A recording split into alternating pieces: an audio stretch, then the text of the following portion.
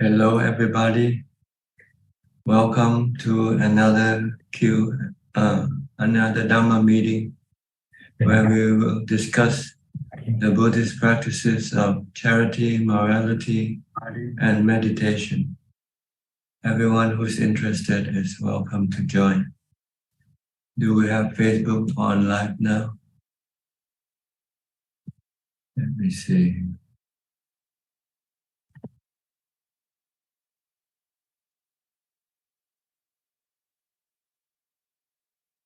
Facebook not on live yet. ใช่โอเค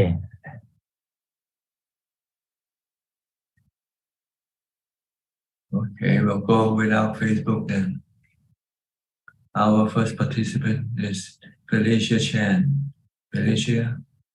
Good evening, Ajahn. Are you feeling better? Yes. Hope you recover soon. Good to know. Maybe not. Anicca. Anicca. But Ajahn is okay. Enlightened monk. I'm okay, but my body is not me, so my body doesn't listen to me. Ajahn is okay. I'm okay, but my body is not okay. I am not the body, so I cannot control the body. Yeah, thank you, Ajahn. The body can do whatever it wants. Okay, thank you. Ajahn, I follow your guidance and focus my practice on equanimity. Progress is good. Awareness and wisdom also remain strong all day long. At the moment, I don't have question. Thank you, Ajahn.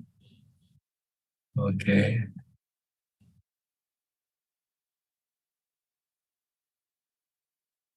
I'm just waiting for Facebook Live to come on. It's not on yet. Okay. Next, Kek Yenso from Penang. Yeah, good evening. Listening, no questions. Yeah. Happy to listen that, Ajahn, your voice is getting better. Yeah. Compared to last week. Okay. Boy, admin what's wrong with the Facebook Live? Yes, Suchart is going to live now. It's working on it now. Okay. Hope we get running pretty soon. Okay. Because there are people waiting to watch. Okay, I'll go to Willie. Next, Willie from Indonesia. Good evening, Ajahn. No question today, and I hope you don't get one soon. I'm well, but it's not my body. You cannot. I don't know what to say. Okay. It's up to the body, not up to me. And I wish I can be like you one day. I mean, well, whatever happened to my body, I'm still like nothing happened to me. Well, you just have to meditate, vipassana and samatha meditation. Yeah. Okay, next, Kwan Liman. Okay. From Malaysia.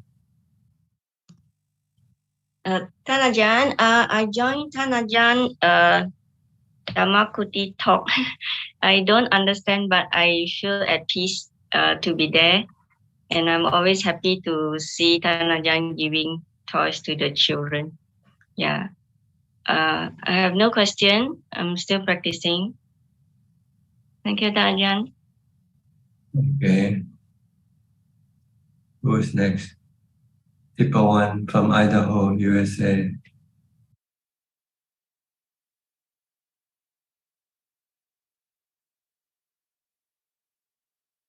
You have to turn on your microphone. กราบนมัสการค่ะพระอาจารย์หลวงพ่อเจ้าค่ะโยมปิติค่ะที่เห็นเสียงหลวงพ่อดีขึ้นแล้วโยมก็ได้ฟังวิสัชนาของหลวงพ่อย้อนหลังไปเรื่อยๆก็ซาบซึ้งในพระธรรมค่ะโยมคิดว่ามีบุญวาสนามากค่ะที่ได้ยินได้ฟัง ไม่มีคำถามค่ะหลายๆครั้งที่โยมมีคำถามก็ Well, I'm sorry today is the English lesson. I like to say thank you very much. Indeed, is your Dhamma is very into my heart. It's very touching. So I listened to Visachana. It's in the past a few times over and over. So I think you such a great. I have no words to express really. Thank you again. I have no question every time when I think about something. So it's always rebounds back to me that I'm not ready yet, that I should learn and practice some more before I have any question for myself. Thank you again. Okay, you're welcome. Gary from Singapore.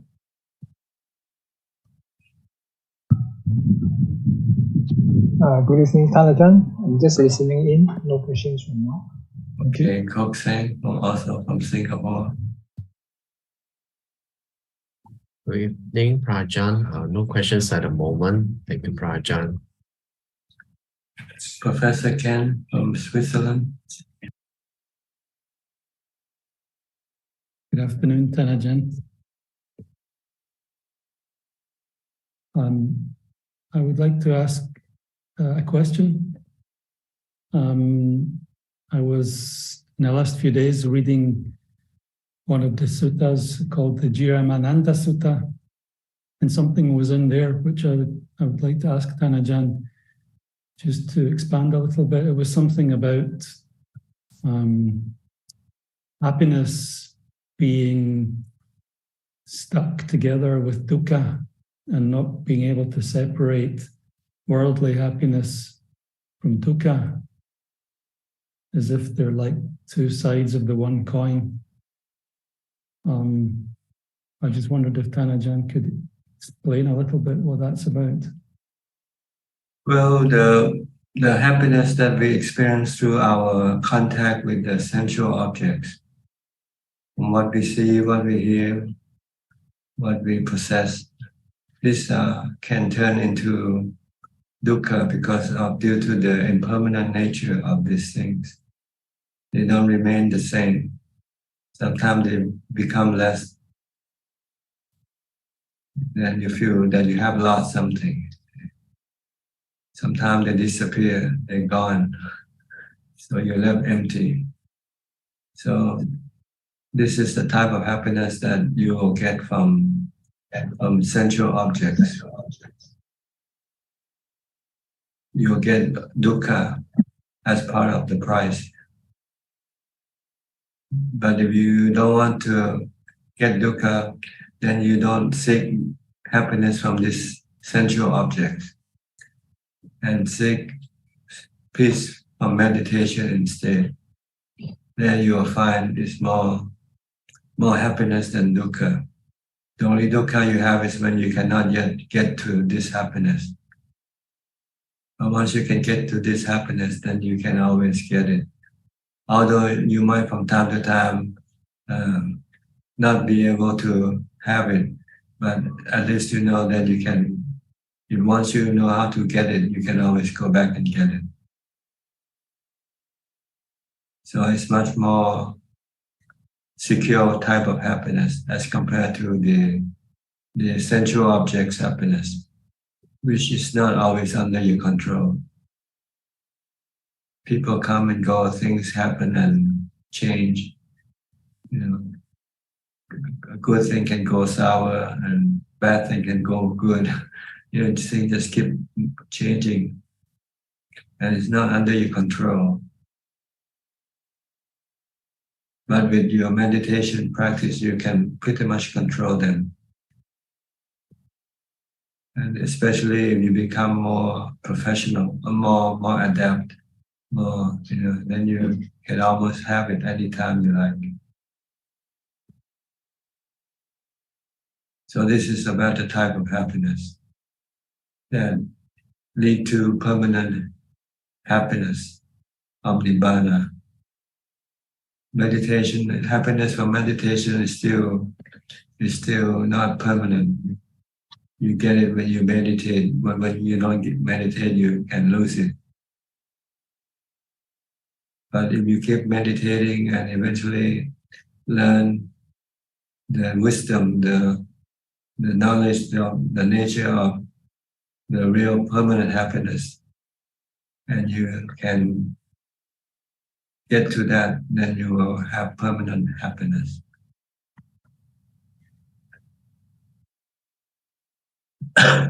So, if you don't want to have dukkha from the happiness that you're having, you should try not to have them and rely on your meditation for happiness.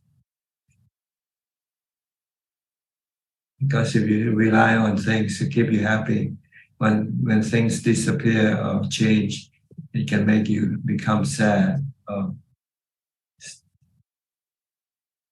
anxious or worry. Also the dukkha.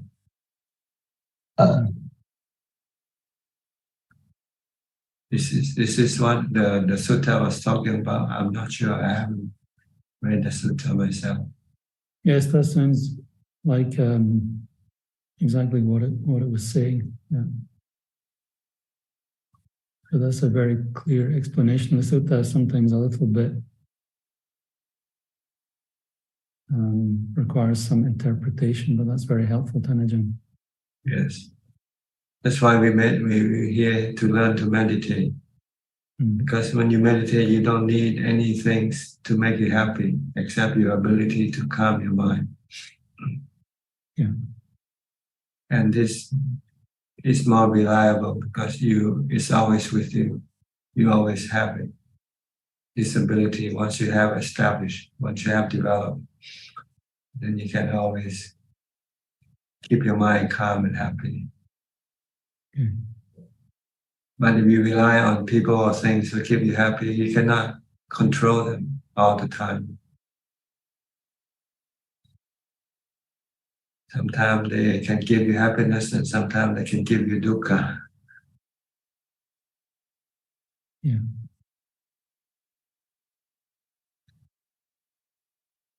Okay. Okay, thank you very much, Thanajan. That's helpful. Thank you. All right. Go to Claudia. Claudia from Nuremberg, Germany. Good to see you more often now. Yeah, good afternoon from Germany, Thanajan, and I'm also very grateful that Thanajan continues this meeting because I read about your health problems and I feel so blessed and grateful that you continue with this Zoom meeting and that I can be here. Thank you so much. You're welcome. Any question tonight? Not at the moment, no. Okay. I'll go to Belinda. Belinda from Singapore. No questions for now. Okay. Go to Debbie from Toronto. Are you Debbie Jonas or no? Yes, I'm Debbie Jonas from Toronto. Okay. Yeah, your hair grow. Yes, it's long now, isn't it? Yeah. Yes. Okay. I don't have any questions for today. I just wanted to join to pay my respects and to see you. Okay, happy to see you too. Thank How's you. your practice going? With It's all different. with the kids and your job and everything, but must be quite a challenge. Yeah? Well, the practice has changed. I'm on a year off, so I'm not working, but I do have a lot of chores to do and interactions with people. But I think my practice is good. It's just not as much meditation and more real life practice and trying to be kind. Yeah, more mindfulness. Right. Try to be mindful and try to not to react to things. Just be aware of them and do the best you can. Try not to have any desire or craving to control things. Control what you can, but what you cannot control, then you just have to let it be.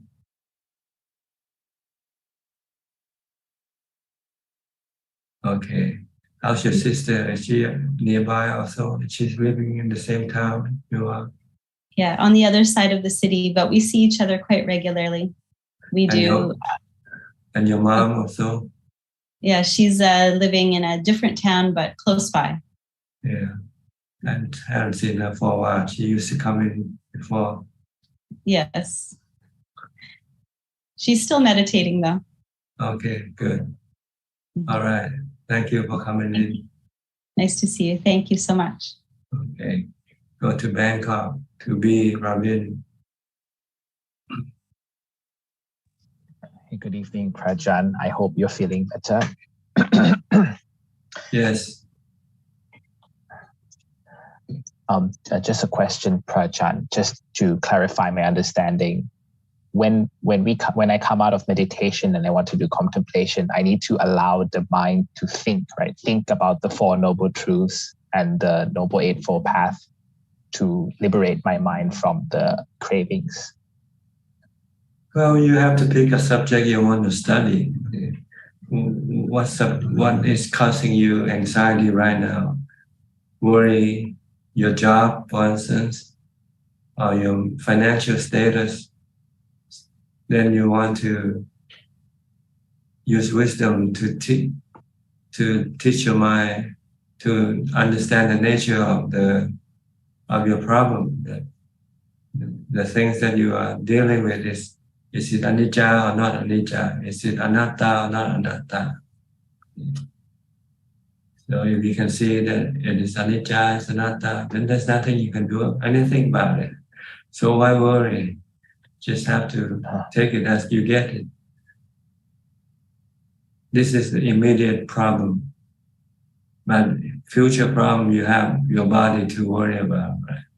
Or other people's body that you close to you to worry about, like your parents, your sister. How are you going to deal with their departure, for instance? And then how are you going to deal with your own departure, your own body, or sickness? And these are the things that you want to do, contemplate, to clear your mind and be able to accept them as they are, as they happen, and not feel any stress or sadness. That's what you want to contemplate on, to study, to teach your mind how to deal with these things that you are involved with right now. Can you take them as they are, let them come and go as they like? Or you still have conditions and they have to be here and there, so forth, be there for you, and whatever. Then you are looking for trouble if you set up conditions. Because you're not in the position to set up any condition. They are in the position to set the condition. They are anicca, they are anatta.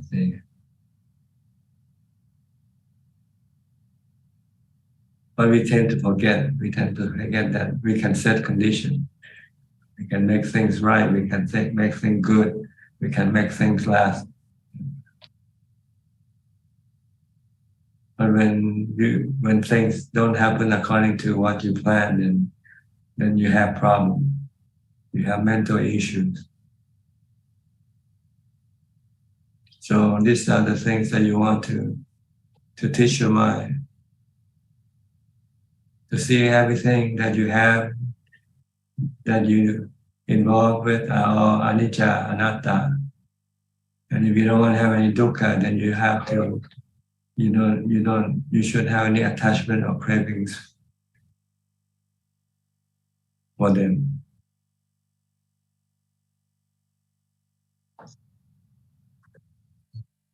So any attachment will create anxiety because we think that it belongs to us. And when something happens to it, because we can't control it, then we become stressed or upset over it. Yeah, or sad.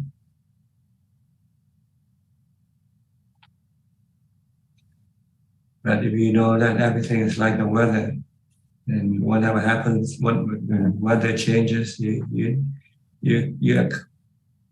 learn to accommodate it.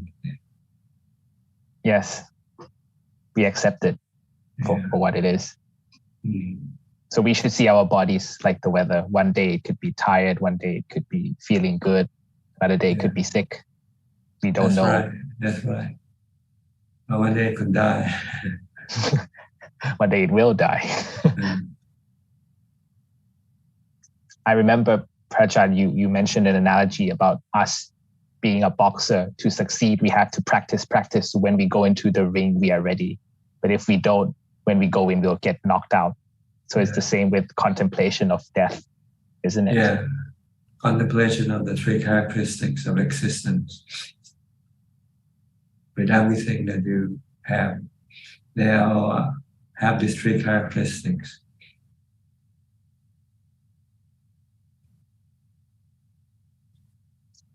I see. So once we free ourselves from all of this, then we don't have to be reborn again. All the sensual pleasures. If you stop your cravings for them. Yeah. So we come back because we have cravings for them. Yeah. You're like an addict, drug addict. You keep going back to drugs.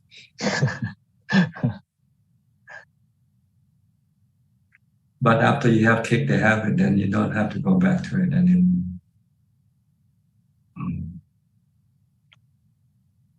Yes, so true happiness is just meditation and contemplation.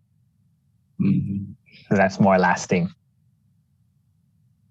First, you want to meditate to make your mind happy. Because if your mind is not happy, it has to rely on other things to make it happy. Then it cannot stop cravings for things. But if you can make your mind happy from meditation, then you don't need to rely on other things to make you happy.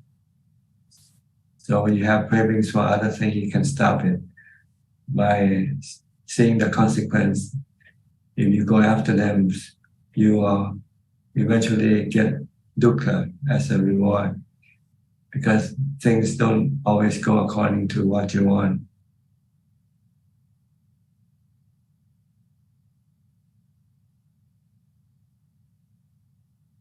So this is what you have to keep training your mind to see things in terms of anicca, anatta, and dukkha.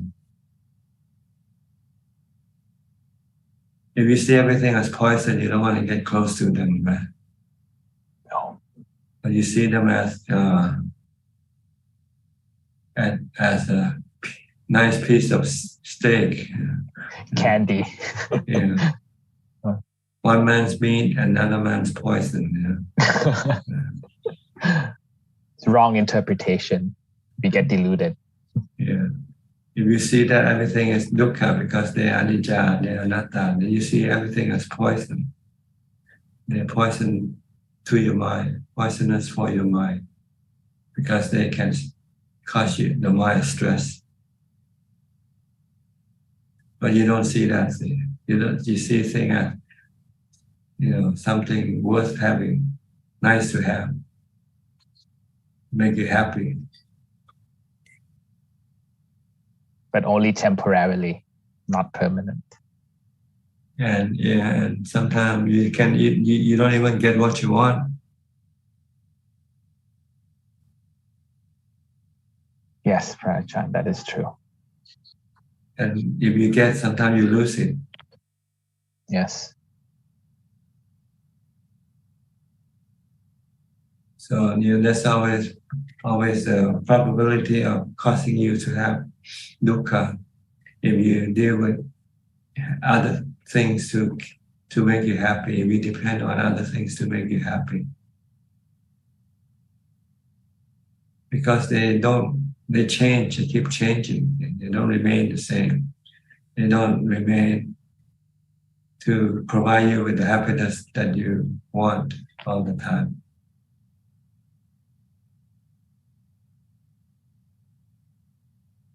So it's better to rely first on the happiness from meditation. And once you can stop all your cravings, then you don't need even meditation, because once there are no cravings left in your mind, Your mind will be peaceful all the time. You will have full contentment all the time. Craving is the one that causes you not to have this contentment. When you get rid of cravings, then you will have contentment. Without having to have anything to make you content. Just get rid of all your cravings, your desire, your greed, your want. Okay. Yes, Prajan. That's very useful. Thank you so much. Next, Philip from Malaysia. Good evening, Tanajan. I hope you get well soon. I'm just listening tonight. Glad to be listening in. I don't have any questions at the moment. Okay. Alvin from Malaysia also. Alvin. Yeah. Good evening, Tanajan. Yeah. Same here. Hope you get well soon. I don't have any question at the moment, Tanajan. Anything I want to ask you. Okay. Vandana from Santa Cruz or Santa Clara. I'm not sure which. Santa Clara. Santa Clara. In the Bay Area. Yes. Okay. Nice to see you, Ajahn. I couldn't join for a few weeks. It's end of the semester, so it's been really busy. And yeah, but this is also giving me opportunity to look at my mind. Has a lot of like my own created, because I get to involve with work and students.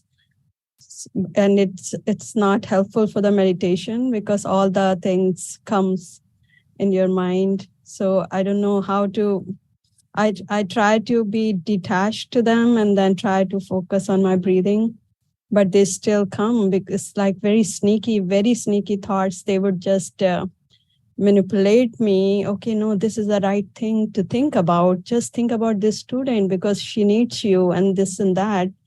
So it's it's not easy to, because you are invested in the field, you work for students, you are there to serve them. So do you want to suggest something? And during this time, this is a finals week for students and everybody's anxious. All students, like yesterday, students were crying and I said, oh my God, it's not easy to deal with. And then when in the morning I was meditating, the same students coming in my meditation to say, okay, think about us. You don't have to meditate. You don't have to just get away from us. So okay, do you suggest something? I know it's just a phase. It goes away while I'm listening to you. I'm not thinking about them. Well, it's what you want. What do you want? Yeah, so I just want my meditation not to think about anyone, including my priorities right now. It's final semester, final week of the semester, and there's so many things to do. Mm-hmm. Yes, but my the good thing is that during the day also I'm able to sit for 1 hour in the afternoon and in the evening. But still, I'm just trying to say that when the mind is not peaceful, the meditation is also very busy. The meditation also, the mind, there are a lot of thoughts. That's because you don't have enough mindfulness to stop them. Yes. Because you don't have time to develop more mindfulness. So you just have to accept your status right now. Yes, I am accepting it because when this time comes, when there are a lot of, because the work I do is of course I had a passion for that work teaching, and now I'm teaching my mind, and that the previous work is coming in my way. That okay, that is also very important. That is also important. And as you mentioned, right, being mindful of my own thoughts. I think that's the process that I'm being aware of all these my regular worldly chores. I don't know how it's for everyone, but for me right now, it's actually mind is not being mindful. So I thought I should not able to restrain your thoughts. Yeah, it comes back to the breathing, but it takes and there is some sneaky thoughts. For example, when I mentioned the student was crying last night because she was overwhelmed with the work. So she comes to my mind, oh yeah, I should be able to help her in a different way so she's not anxious. Yeah, but when I'm meditating, I'm not supposed to be thinking about anyone, right? I'm supposed to be just focusing on my breathing. So, yeah, that's the current state. You should be in the present, forget about the past or the future, and stay in the present, which is empty of things. Yeah. Thank you so much, Tanajan. It's nice to see you because we read that you're not feeling well, and then that's what I thought. Everything is uncertain. We might not be able to see you someday, and then we might have to just read that. Okay, Ajahn is not feeling well, so you can't see them. So I said, oh no, I should join the meeting because I was just joining through Facebook last 2 weeks. Just listening because I was very busy. But today I thought I should just come and just say thank you for your teachings. I hope you get well soon. I'm almost well now, really. But you never know when you're going to get sick again, right? Yeah. And it's true for all of us. Yeah. So whenever we get opportunity, we should be seeing you and listening to the Dhamma. So because and anything can happen to any of us. Yeah. Sometimes we're so busy about going on with our life, we forget that we're going to have to get sick and die one day, Yes. And it's true for all of us. Yes. And this is a more important thing because they are like tests you have to go through, when you get old, when you get sick, or, when you die, how you gonna deal with these situations? These are something you should look forward to and prepare yourself for. Yeah. You can, if you prepare yourself well, you will probably go through without any dukkha, without any stress. Yes. But if you don't prepare yourself, when the time comes, you'll find that you don't know what to do. How to calm yourself. Yeah. So don't forget these things. Yes. And this is more important than what you are doing right now, because everything you do, they're just for maintain your life. That's all. They don't do anything more than that for you.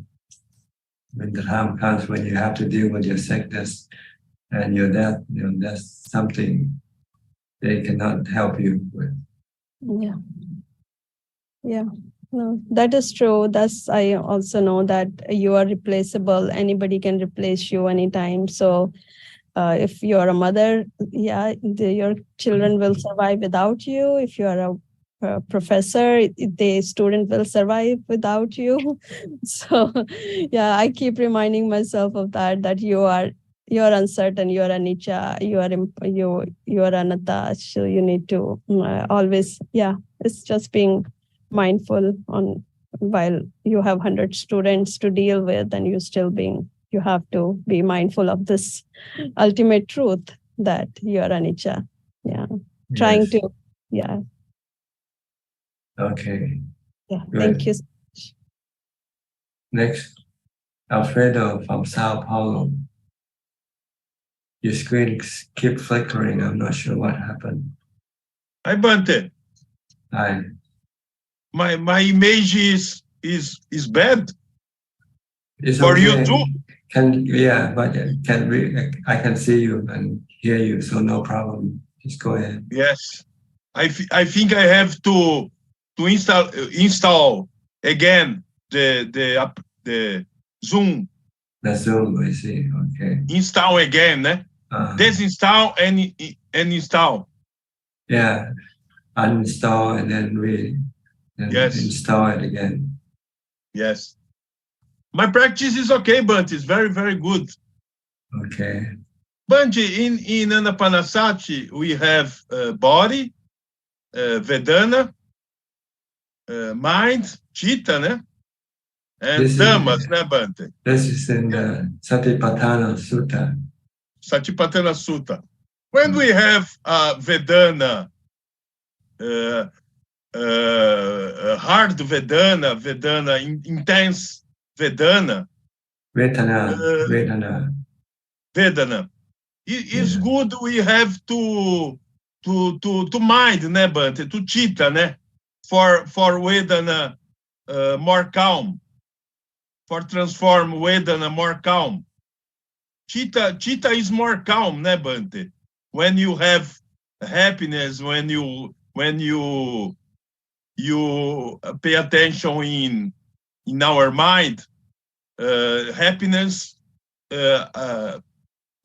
appear, né, Bante? And samadhi appear too. And Vedana to be more calm, né, Bante? Vedana to be more calm, né? The Chitta is the solution for Vedana more calm, Bante. Yes, you have to make the Chitta calm, then you have happiness. Yes. Yes. Because Vedana is a problem, né, Bante? Vedana intense, né, Bante? Intense Vedana. Usually the problem is with the body Vedana, the body feeling, like when you get painful feeling, when you get sick. Yes. Then you have to learn to cope, how to cope with this painful feeling. Yes. For me, painful feelings is okay, né?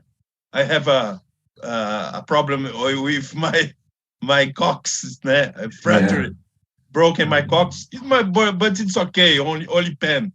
My main problem is mental feelings, né, Bante? Mental feeling. That's your defilement causing the mental feeling. Yes. Yes. You worry, you want something to be, and when you're not getting what you want, then you become,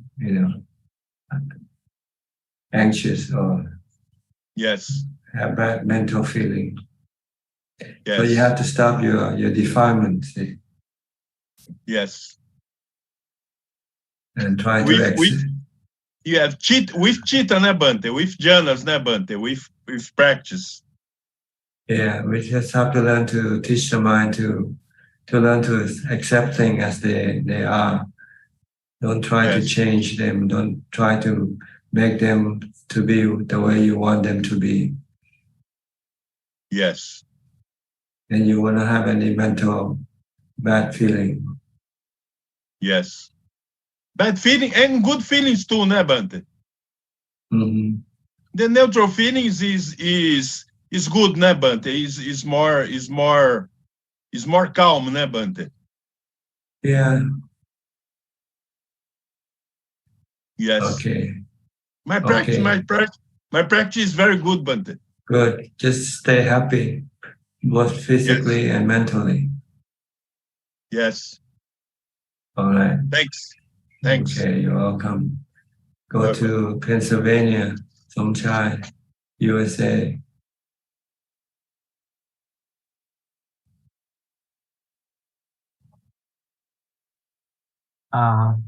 Yes, good evening, Captain Ajahn. I seem to be feeling like, I heard your voice, then I feel the same, quite a bit like that she mentioned about it's everyone gonna happen. Anyway, so not have much question today, but I saw one day it sent to me about donation. It came from it's your name and everything else. So I just wonder that it is true about that. I don't ask for any donation, so I don't think it's. You sure it's me?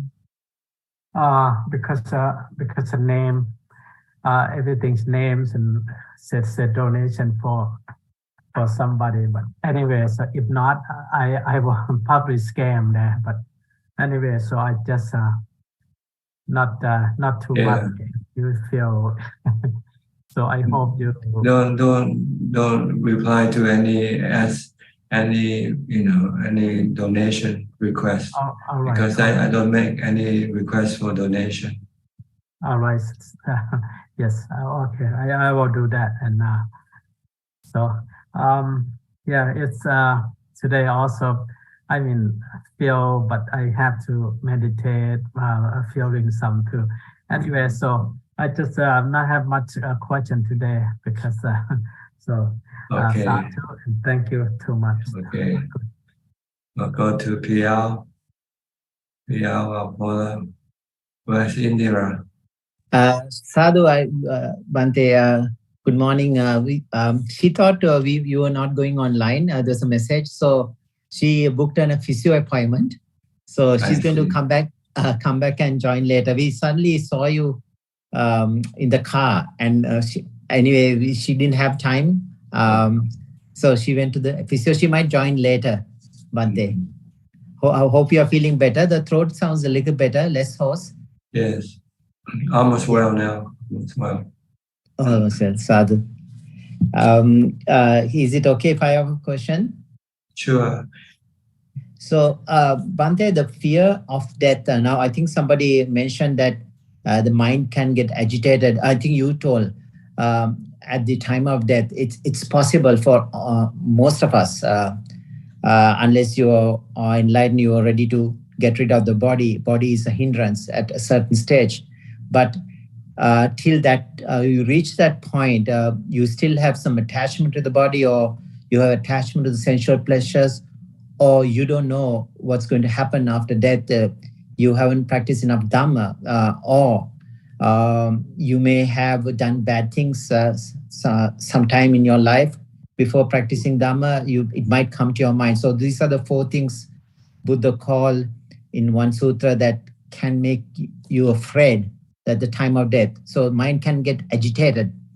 So do you way of practicing death? Is it you have to preemptively do meditation? Can you make yourself die and just separate and see whether you can just test yourself out, whether this fear will come? Is there a possibility how you could do that? Well, normally, if you want to test your ability to face death or not, you have to go into a place where you feel threatened by maybe wild animals, like monks go into the forest, and I see. Especially if they want to go to where there might be some fierce animals like tigers or bears or something like that. So that when they're staying there, and if they feel that they're being threatened, even by just imagination, their own imagination, and this could strike fear in the mind. Then, if he wants to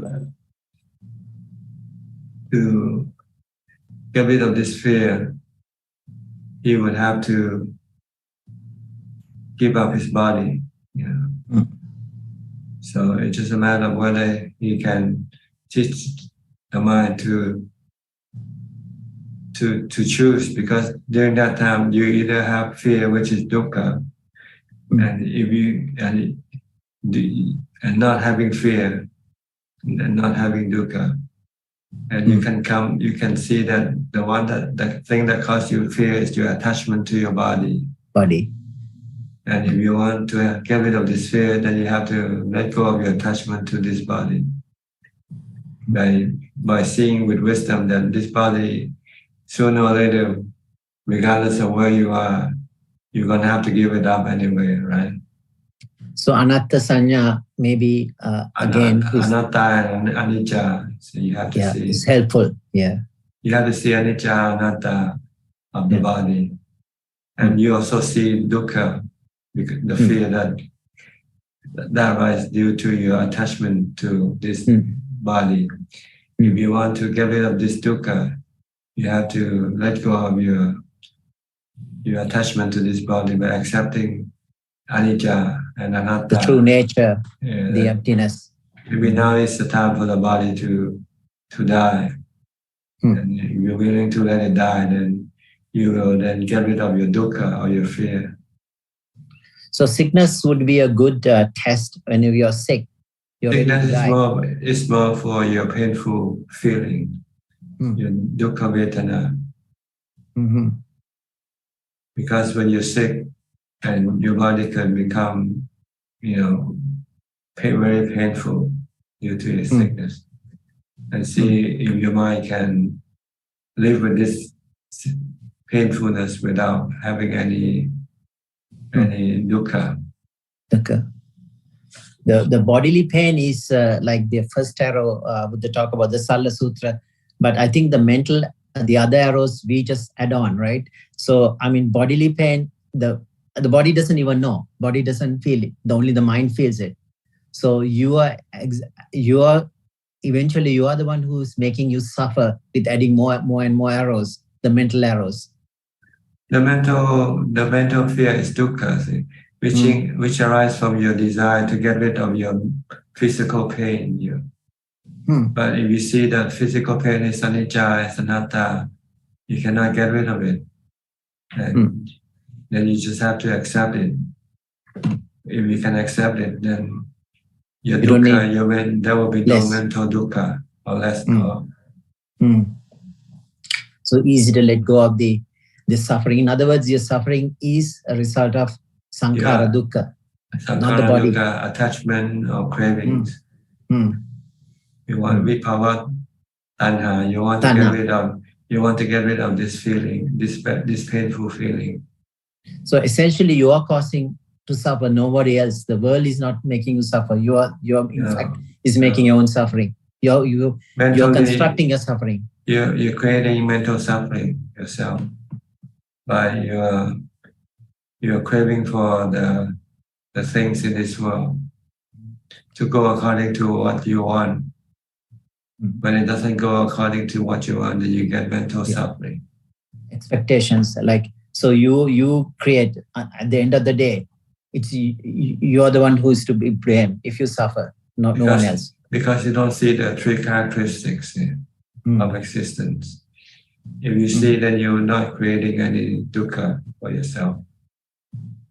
So even if you know, why do we keep, because of ignorance, right? Keep adding more fuel to our suffering. Because you don't see the three characteristics. There's ignorance. That's in other words, Abhijato. Yeah. You have to see the three characteristics, then you have wisdom. And the characteristics are like perceptions, right? They are not. No, anicca. You see anicca, anatta in whatever objects that is causing you the suffering. So they are, in fact, perceptions of contemplation. Our perception is wrong. Our perception is delusional. We tend to think we don't see things as anicca, anatta. We see the opposite. We see that we can control things. So it's a distorted perception, viparita sanya. That kind of, we see everything the opposite, and we accept it as it is. Yeah, you see everything as opposite to the truth. The truth is anicca, and you see it's the other way around. Is it is a lifetime thing, or is it like it's coming over period of samsaric training of the mind, seeing the opposite, the viparinama, we don't see the anicca dukkha anatta. Is it something you train in this lifetime or many lifetimes? I don't know, but it's embedded. Avijja is embedded in the mind, which is the one which causes us to keep on rebirth, keep us on to so possible many lifetimes to go after things with cravings. So it can be done in one lifetime if you really put the effort to get rid of it. You need a guide, like the Buddha's teaching. But if there's no guide, you will not be able to Kalyana do it. Mitra. Yeah, you need a Kalyana Mitra, you listen to Dhamma. I think those two are important before the practice. Unless you can be self-taught and self-enlightened like the Buddha. No, it's impossible. Yeah, so that's why we have the sutra, the guide or the teacher for us to get the teachings, and we can then we can apply. And also, Bhante, one person asked about students. As she's a teacher, students' activities come to the mind during meditation. I mean, it's also possible that sometimes the Dhamma is come in a sneaky way and disturb your meditation. Oh, I have to contemplate on this.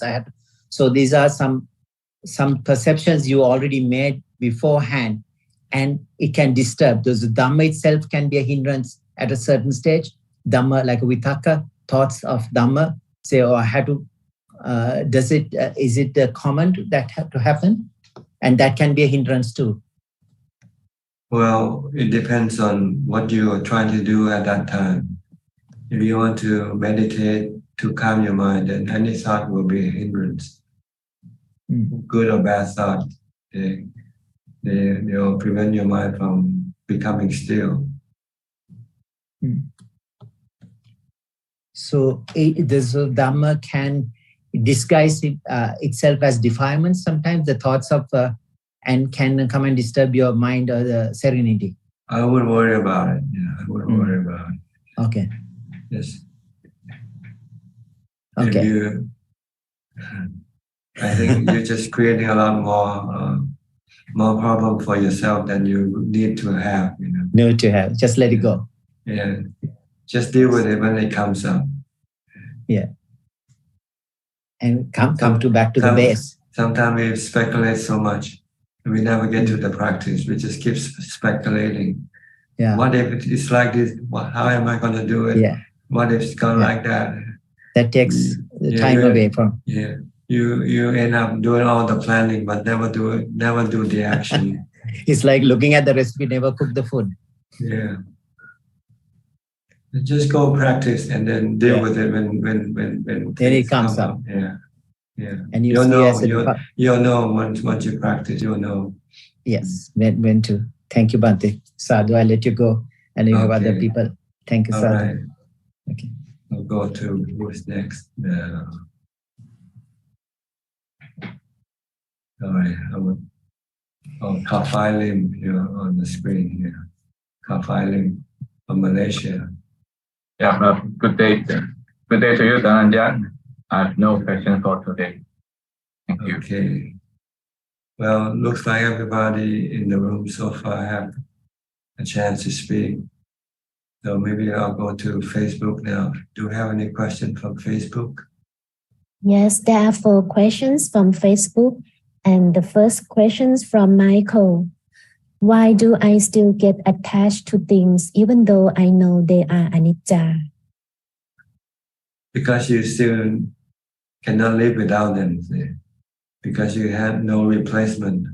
If you have something better to replace, then you can let go of your attachment. That's why you have to get a replacement happiness. And the replacement happiness the Buddha recommend us is to meditate, make ourselves happy from meditation. Once we are happy with our meditation, then we can give up the things that we used to be attached to. It's like if you're driving an old car, you know it's bad, but it can still get you to places, So you don't want to give up. You don't want to walk. You can still drive your old car. But if someone give you a new car, a brand new car, which is better than your old car, then you can throw away your old car, right? This is the same way. Right now, you still rely on things to make you happy, even though you know they are temporarily anicca. But you have no choice. You cannot live without them. The only way for you to be able to live without them is you have to have something better to replace them with. And this something better is the happiness you get from your meditation.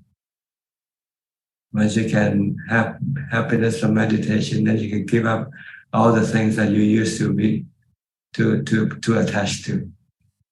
Especially when you see they are anicca and dukkha. Okay. Yes, next questions from Cilion. Namaskaran ka Phra Ajahn.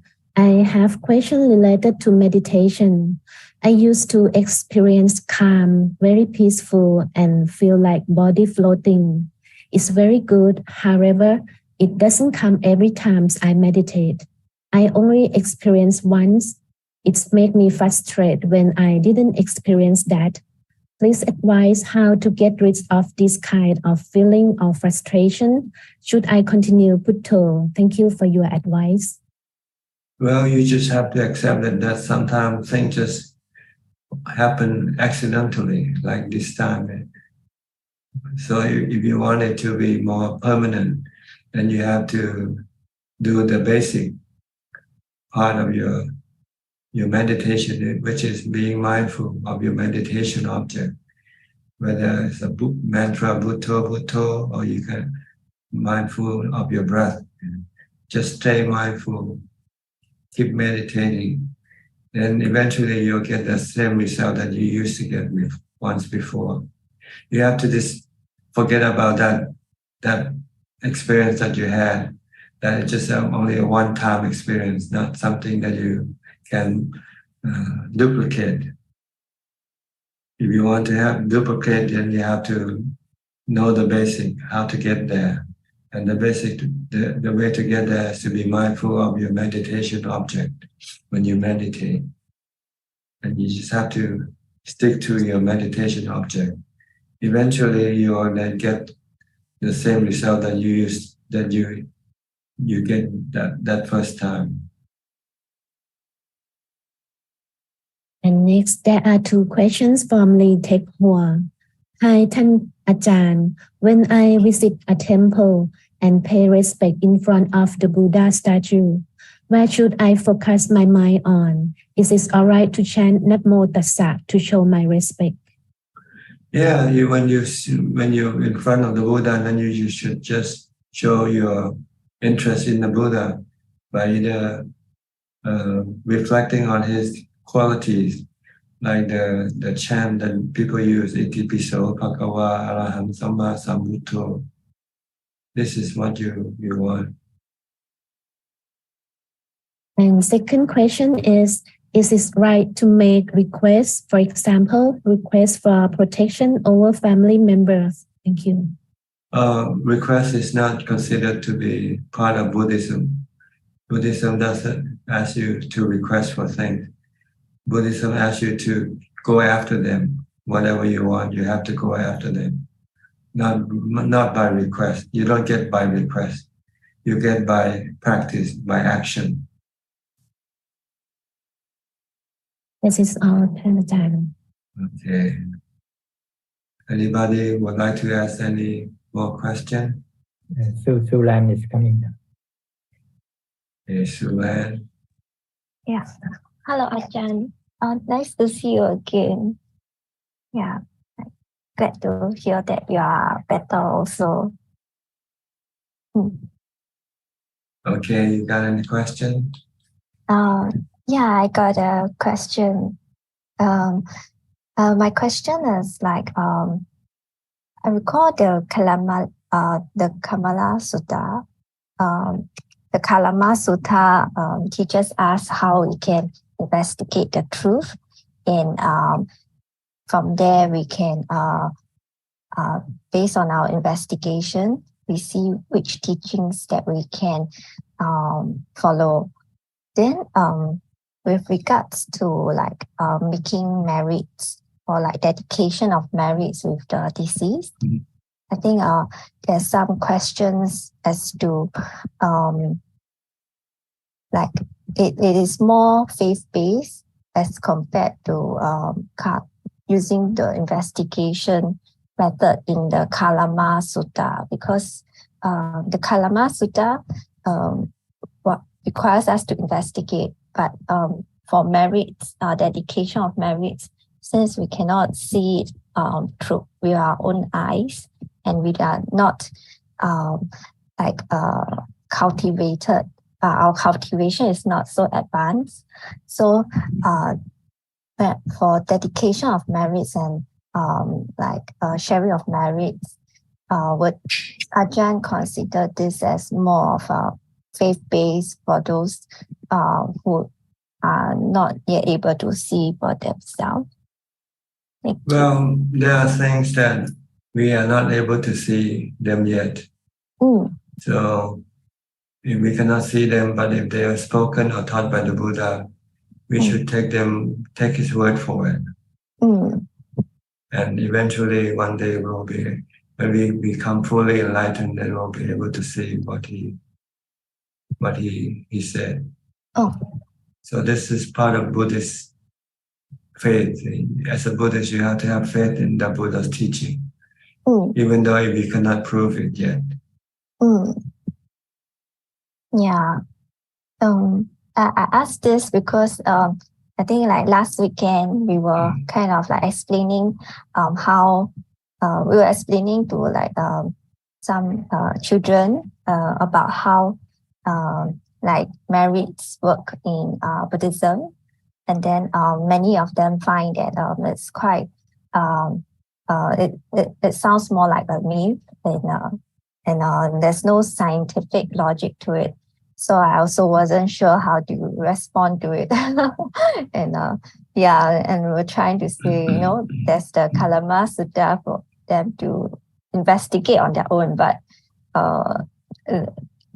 there's nothing much to investigate in that sense. Yeah. I think that in the Kalama Sutta, it's probably meant for if things that you can prove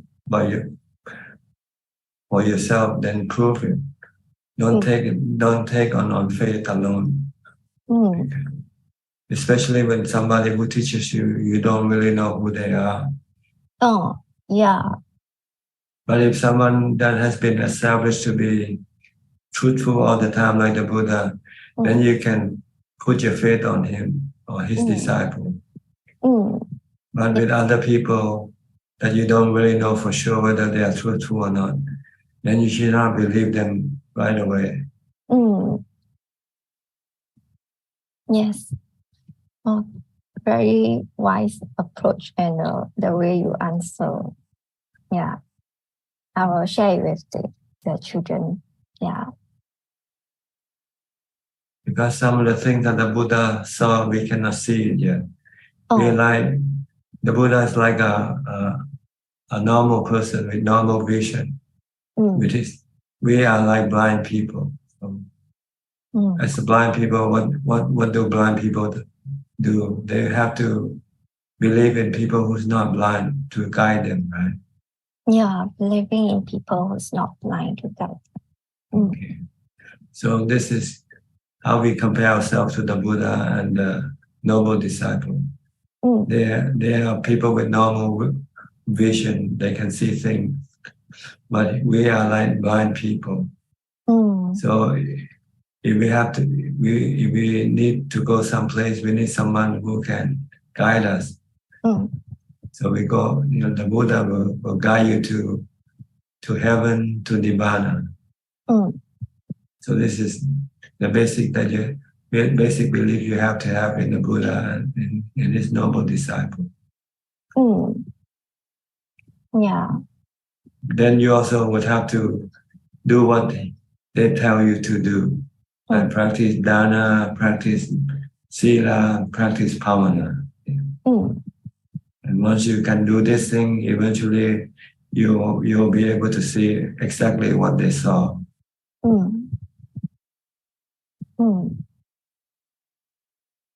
Yeah. Okay. Yeah. I think that's very clear. Yeah. And can I ask another question?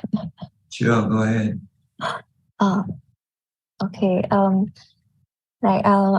I recall like there was another like course instructor that's someone that mentioned that it's important to write down notes, take notes because our memory will fail us.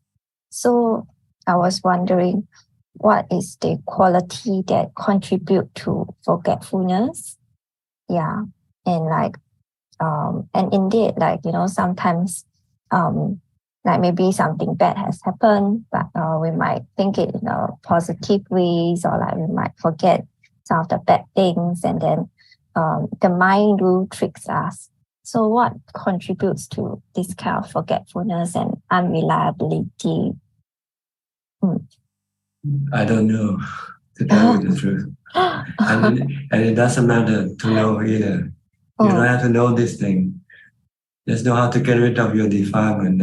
That's all you need to know. Get rid of your craving. Get rid of your greed. Yeah. Okay. Yeah. Okay. Sometimes you want to know so many things which is not important for you. Yeah. Just know the important thing. How to get rid of your dukkha. And the dukkha is caused by your cravings. So just get rid of your cravings. Once you have no cravings, then it doesn't matter where your memory comes from, or what happens to your memory. It doesn't really matter. What matters is now you're sick, trying to get yourself well. You're mentally sick with dukkha. Don't waste your time on other things, because you're running out of time. Time don't stop, Time don't stop for you. Time waits for nobody. So don't waste your time on things that is not essential to getting rid of your dukkha.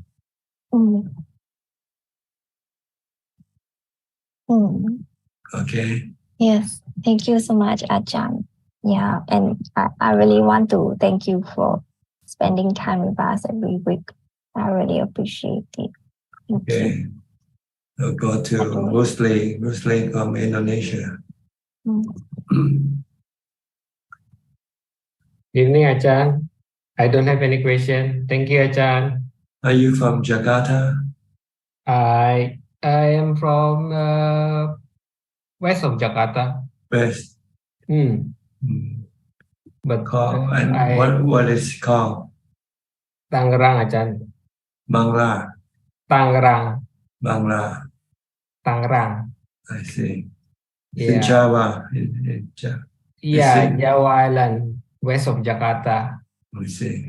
It's actually the Jakarta airport where the Jakarta airport is. It's not in Jakarta, actually. The Jakarta airport is at another city. I see. Okay. Just wonder. But I live in two places usually. I spend my life both in Singapore and Jakarta. Okay. Okay, Anybody would like to ask any more questions? Ula, okay. There are 4 more questions from Facebook, Ajahn. And the first question is from Chen. Hi, Ajahn. When I focus on my breathing in and out with Putto, where should I put my mind on? Should I put my attention on recitation in my mind, or the air moving in and out of my nose? Thank you. Well, actually, I think you should choose one or the other. Don't do them both. If you want to use the mantra, just use the mantra. If you want to use your breath, then just watch your breath better. The next question is from Beginner's Mind. Namaskaran ka, Prajaan. Ajahn, could you please advise how I should cope with my deep sadness about a daughter who got angry and has not contact with me for 2 years. Sadhuka. Well, you just think that she's dead. Yeah, that's the best way. Then you can then forget about her. If you still think she's alive, you still will have cravings, desire to see her, and want her to come back to you. You know, and when she doesn't come back, it will cause you more sadness. If you want to get rid of sadness, just think that she's dead, and don't expect to see her again. Then you will have no more sadness. And next questions from Lee Tek Hua. Hi, Ajahn. In May last year, my mother had sudden breakage. She has recovered now. Then in July, my father has a stroke. He is not able to move the right side of his body now and require constant care. Then in October, my sister caught COVID and was critical ill. She's nearly left the world then. With all this happening one after another, I'm now living in great anxiety.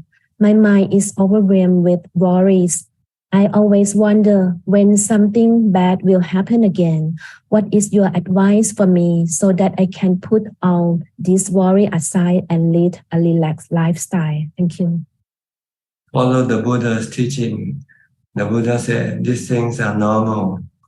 Once you are born, you are subjected to aging, sickness, and death. Everybody. And no one can avoid or run away from these things. So just look at it as normal thing. Expect it to happen. Then you'll feel relaxed. The problem is you don't want these things to happen. That's caused you to have stress. So learn to accept things. Learn to accept that these things are normal, part of life. It happens to everybody sooner or later. And last questions from Cilion.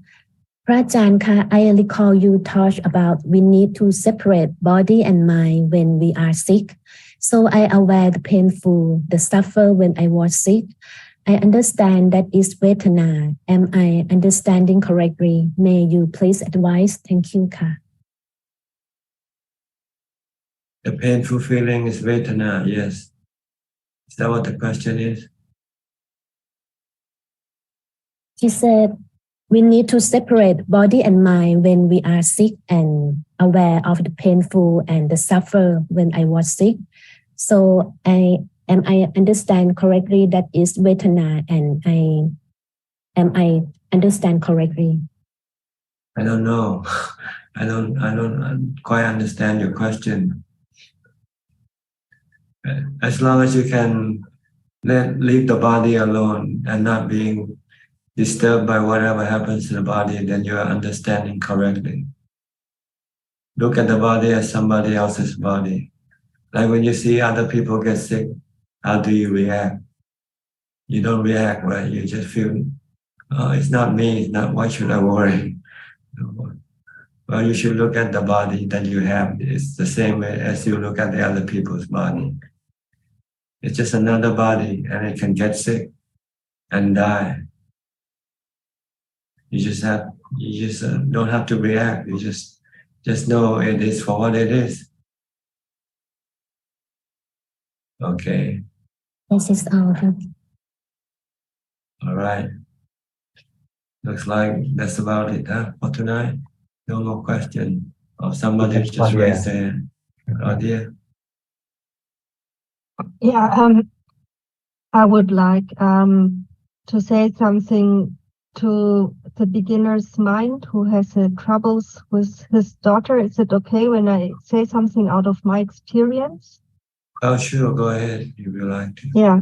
So we had similar problems with our eldest daughter. She's 25 years old now. And what I tried to do is also to develop metta, goodwill for her. And this helped me to get through the crisis. Also, I felt very heartbroken from time to time. Now she got back in contact with us. She's doing a therapy. But what I also try to do is not to get attached to hope. So I really try to develop more upeka, but I know how difficult it is. So I can feel with the beginner's mind, it's very difficult.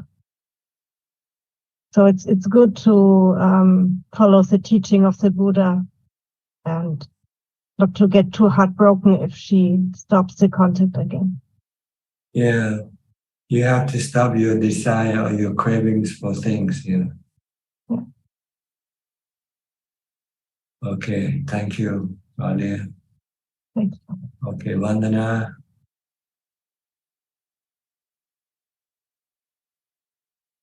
Thank you, Ajahn.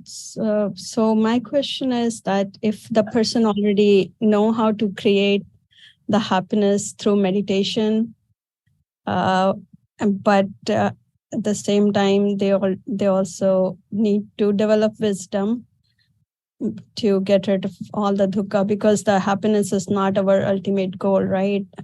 We need to get rid of happiness and dukkha both.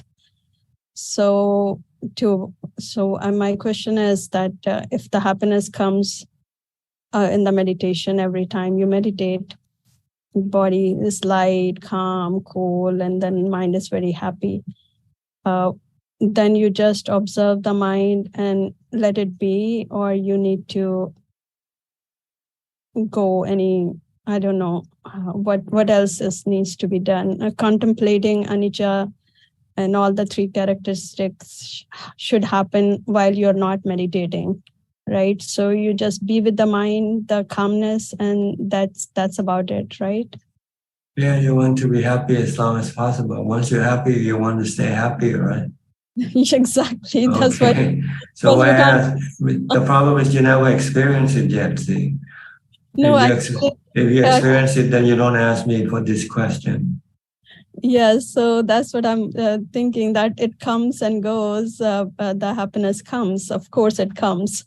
And I know that because being so busy, and then when you still sit and after 5-10 minutes, you experience that happiness and this lightness. And then you want to stay in there for maybe as long as possible. And when you come back, you have to do all your work, which is waiting for you. So you do it, and then you again go sit, and then again you find that happiness within. That's why you keep going back to meditation, right? That's why you keep getting back 3 or 4 times a day. That's right. In order to prevent you to go to the refrigerator and get things to eat or things to drink, you don't want to use sensual object as your mean of happiness. You want to use meditation because it's painless and it doesn't cost any money. Yes. That's what I was just thinking, that I should just be happy and that's it. And then do my work and then go back and be happy again, and then do work and then go back and be happy.